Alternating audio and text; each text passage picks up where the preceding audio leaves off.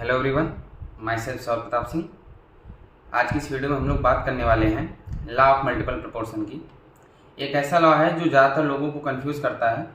इसकी मीनिंग हम नहीं समझ पाते हैं कि इस लॉ में कहना क्या चाहता है। तो आइए आज इसको हम बहुत ईजिली समझेंगे कि लॉ ऑफ मल्टीपल प्रोपोर्शन होता क्या है। तो आइए पहले इसकी स्टेटमेंट की बात करते हैं। इसका स्टेटमेंट रहता है कि when two element combine to form more than one product, then the mass of one element that combine with the fixed mass of other element are in the simple whole number ratio। मतलब कि जब कोई एक element किसी दूसरे element के साथ combine हो रहा है, वो भी एक से ज़्यादा प्रोडक्ट बनाए, तो एक एलिमेंट जो दूसरे एलिमेंट के फिक्स मास के साथ कंबाइन होगा, उसके मासेस का अगर हम रेशियो निकालेंगे तो वो एक सिंपल होल नंबर रेशियो में दिखेगा।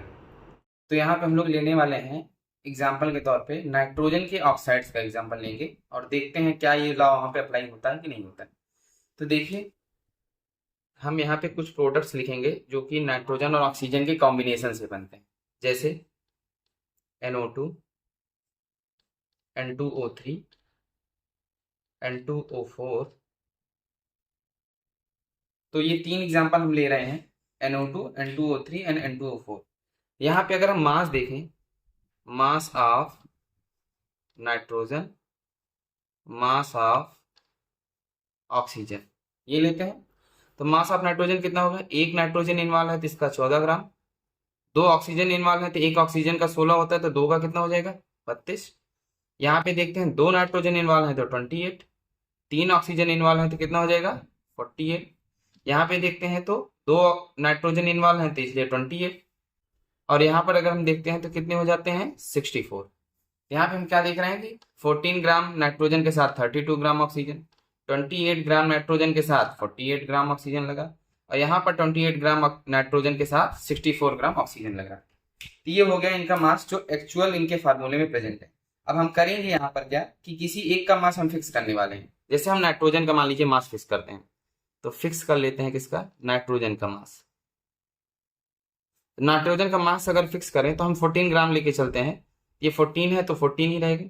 ये 28 से तो इसको आधा कर लेते हैं 14, ये भी 28 है, इसको भी आधा कर लेते हैं 14। ये हमने ले लिया फिक्स मास। अब हम देखते हैं इसके साथ कितना मास ऑक्सीजन का कंबाइन होगा। ऑक्सीजन, तो यहाँ पे ध्यान दीजिए, 14 ग्राम के साथ 32 था तो 14 के साथ हम 32 लिख लेते हैं। 28 के साथ 48 था तो यहाँ 14 हुआ, इसका आधा हमने किया तो इसका भी आधा कर लेते हैं, तो कितना हो जाएगा? 24। यहाँ 28 से हम गए हैं 14 पर तो हम 64 से भी आधा कर लेते हैं, ये हो जाएगा 32। ठीक है। अब ये क्या कहता है लॉ कि अगर हमने किसी एक के मास को हमने फिक्स कर दिया, जो दूसरे का मास है ये हमको सिंपल होल नंबर रेशियो में मिलना चाहिए। तो करते हैं, चेक करते हैं इसको। रेशियो लिख लीजिए, 32 रेशियो 24 रेशियो 32। और अगर इनका हम रेशियो निकालें तो हमें क्या मिलता है? ये सारे के सारे 8 से डिविजिबल है, तो अगर ये रेशियो निकालने तो क्या आ जाएगा? 4:3 रेशियो 4। तो यही लॉ हमको एक्सप्लेन करता है कि ये देखिए 4, 3 और 4 क्या है? ये सिंपल होल नंबर है। तो अगर हमने किसी एक के मास को फिक्स किया तो जो दूसरे का मास कंबाइन हो रहा है वो हमको किस में मिल गया? सिंपल होल नंबर रेशियो में मिल गया। उम्मीद करते हैं आप लोग को ये लॉ अच्छे से समझ में आया होगा। अगर लॉ आपको अच्छे से समझ में आया है तो आप वीडियो को लाइक करिए, चैनल को सब्सक्राइब करिए। मिलते हैं आपको नेक्स्ट वीडियो में, तब तक के लिए नमस्कार, सत श्री अकाल, जय श्री राम।